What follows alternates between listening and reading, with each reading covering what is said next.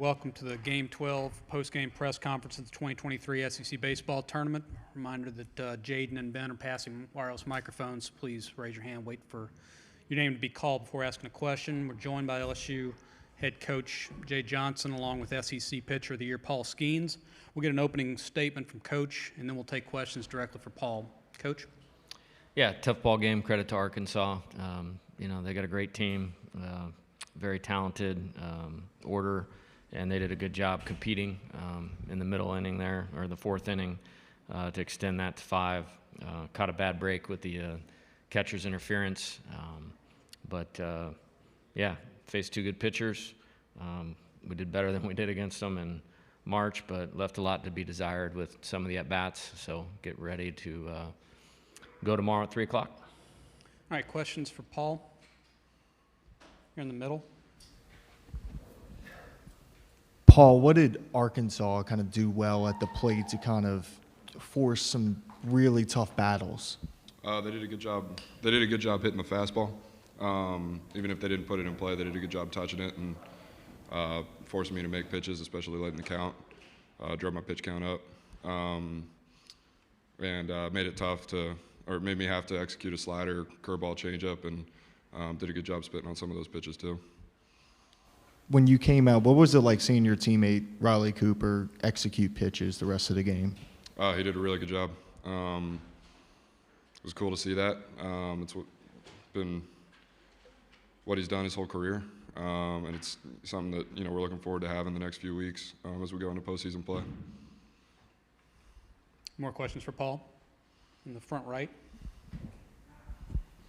Jacques Doucet, WAP-TV. Paul, you hold yourself to such a high standard and have lived up to that all year. Was today kind of strange to kind of struggle a little bit, or what'd you think? Not really. Comes down to execution, and I didn't do a great job executing. They did a good job executing their plan. It's baseball. Days like that are going to happen. That's why the successes are so sweet, because of days like today. And obviously, I know that you would have pitched longer, but the more important games are coming. Is that kind of the thought process? Yeah. Any more questions for Paul? All right, with that, Paul, you're excused. Thank you very much. All right, any questions for Coach Johnson in the center front row? Dylan Stewart with the Arkansas Traveler. Tough game today. How tense was it in the dugout in the 9th inning when you got when Cruz got the run and you were down by 1? I don't know if it was tense is the right word, but exciting. We had a good series with them in Baton Rouge. A lot of respect, and they have great players, and so do we. And so, wanted to get one more guy on base and see what we could do right there, but we didn't. And in my opinion, at least who we saw, and we didn't play everybody. Smith and Holland are the 2 best guys we saw all year, and so that's twice that they've used both of them, against us to win. And I think that speaks a lot about our team offensively, that it takes 2 pitchers like that, to hold us down. And credit to them for doing a good job.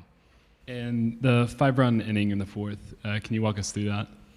Yeah, I mean, I'm going to tip my hat to their hitters because they did something nobody's done all year, and they were able to get to the right part of the ball and hit some balls hard through the infield, and created 3 or 4 good at-bats in a row.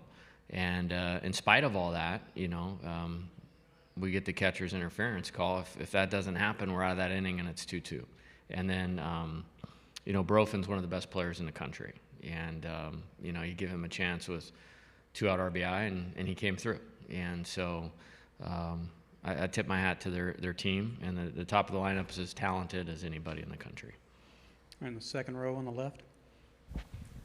Can you elaborate on that catcher's interference call and what was relayed to you by the umpires? That Diggs' bat hit Milazzo's mitt, and if it hit his mitt, then it's catcher's interference.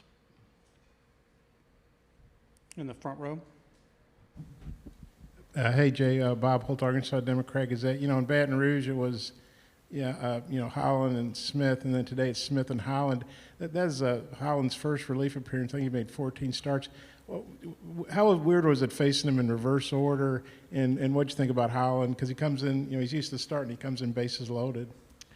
Yeah, I mean, off of Hagan, we did part of what we wanted to do well. I think we made him work a little more than we did the first time around. Got 5 hits off of him. I think 4 of them were Travinsky and Morgan. Those guys took, good at bats as old players. They both have 4 pitches that they can execute. And it's like that's what you have to pile up strikeouts against us. And they executed very, very well. And a lot of respect, in the same way I talk about the top of their lineup, I have the same respect for those 2 guys on the mound. They're 2 of the best left-handed pitchers in college baseball. All right, in the far back on the right. Chessa Boucher with WVLA in Baton Rouge. Coach, just what did you see from Riley Cooper today and such a big outing from him? Yeah, he looked fresh. He only threw to 2 hitters at Georgia, and so kind of an extended break. He extended in that last Mississippi State game and gave us a chance to win. We didn't use him a whole lot last weekend, so I thought he looked fresh. He looked rested. Other than the single to Barofin, can't ask for much more right there. In the center of the room. Coach, you talked about the plan coming into this week. You and Wes having those conversations. Was it a pitch count for Paul, or was it just kind of a decision right there not due to pitch count? Oh, no, that was totally due to pitch count. I mean, he was at like 38 to 40 pitches in that inning alone. And I can promise you, if it was any other situation in any other game, he would not be coming out of the game right there, 1,000%. And really irritated. I mean, he probably hit his glove, so I'm not saying the umpire's wrong on that, but irritated that, Riley came in and picked us up right there. But that's a tough way to give up 3 runs. But, when that happens, you got to get Barofin out. And like I said, he was phenomenal other than we didn't get Barofin out. And really pleased with Riley. That was about the max of the tipping point we were going with Paul. And early on, I mean, we were at 42 pitches through 3 innings. The hope was to get to the 5th or through the 5th. And again, credit Arkansas. Those guys, they battled and did a nice job. Or in the second row on the left. What does Riley's performance today mean for this team moving forward into the postseason? And, maybe you could add Thatcher into that mix too. Yeah, I mean, they're going to pitch, and they've pitched well at times. Haven't been perfect, but, when they're good, we're good, and he was good today. And, in spite of making some mistakes, made a base running mistake at third base. That was killer because there was a lot of game left at that point in time, and we're hitting first and third with 1 out. So we shot ourselves in the foot right there. That was a tough one to take. And then, but he did a good job. And, he's pitched in the College World Series before. I think he's the only player, him and Christian Little are the only 2 players on the team that have played in Omaha. He's pitched in regionals, super regionals, multiple times, and the moment's not going to get too big for him. And I didn't think it did today. I think he actually rose to it against, one of the better teams in the country. He did a really good job. Okay, we have time for like 2 more right here in the front. Hey, Jay, Peyton Holt's been filling in for Stovall. He's done for the year with his shoulder. And I think he's batting like over 400, and it's mostly been against SEC teams. And he had 2 hits today. What have you seen maybe in scouting Arkansas for this game and tonight? What are you seeing from Peyton Holt? Yeah, gritty player, does the things that help your team win. Stovall's a great player. He's from Louisiana. I would have liked to have had the opportunity to recruit him. I wasn't there in time.